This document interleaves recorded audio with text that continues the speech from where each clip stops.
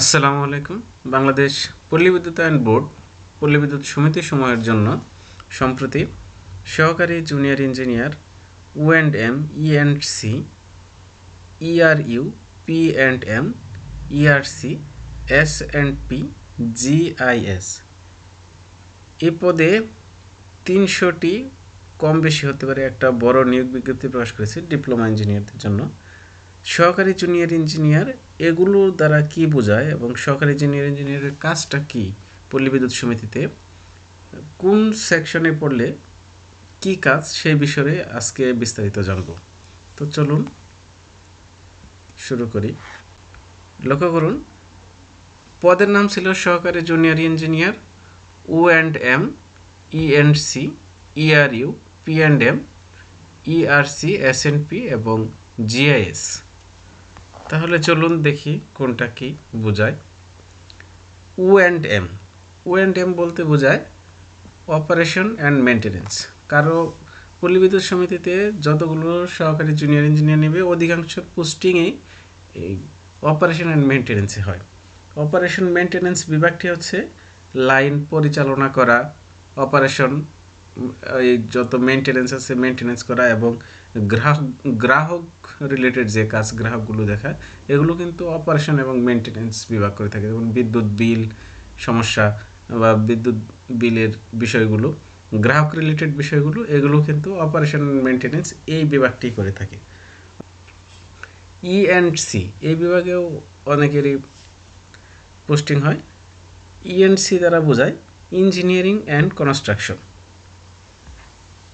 পল্লী বিদ্যুৎ সমিতির সময়ের জন্য যে লাইন নির্মাণগুলো থাকে সেগুলো কিন্তু বিশেষ করে ঠিকাদারের সাথে কাজগুলো, লাইন নির্মাণ করা, এগুলো করে থাকে এই দপ্তর ই&সি।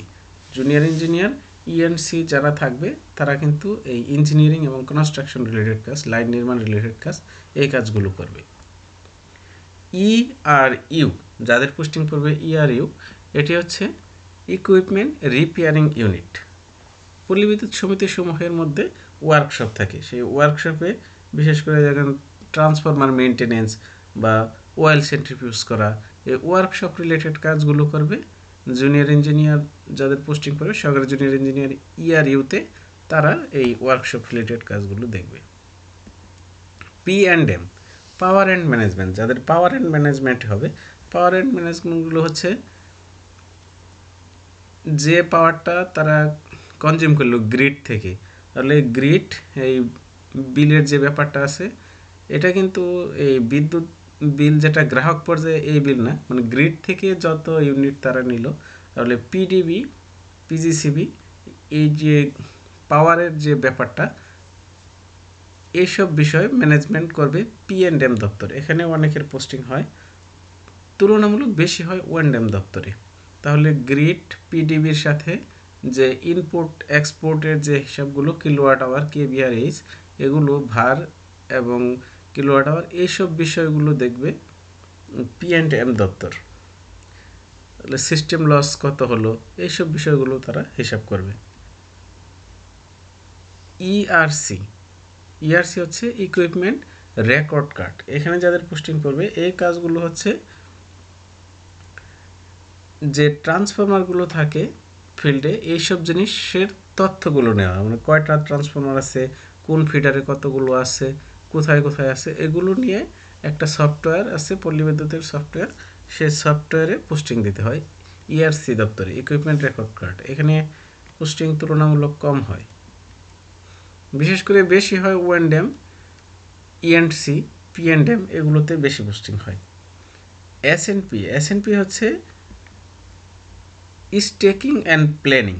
এই দপ্তরটা মূলত মালামাল ক্রয়, বরাদ্দ, এসব কাজ করে থাকে। এখানে পোস্টিং তুলনামূলক কম হয়। এখন যেহেতু বেশি জন নিচ্ছে, হয়তো সবগুলোতেই পোস্টিং হবে। জিআইএস হচ্ছে জিওগ্রাফিক্যাল ইনফরমেশন সিস্টেম। এক্ষেত্রে এটি হচ্ছে লাইনের, এটা কত নম্বর খুঁটি ম্যাপিং, যে বিষয়গুলো অনলাইনে ম্যাপিং বিষয়, এই বিষয়গুলো দেখে জিআইএস দপ্তর।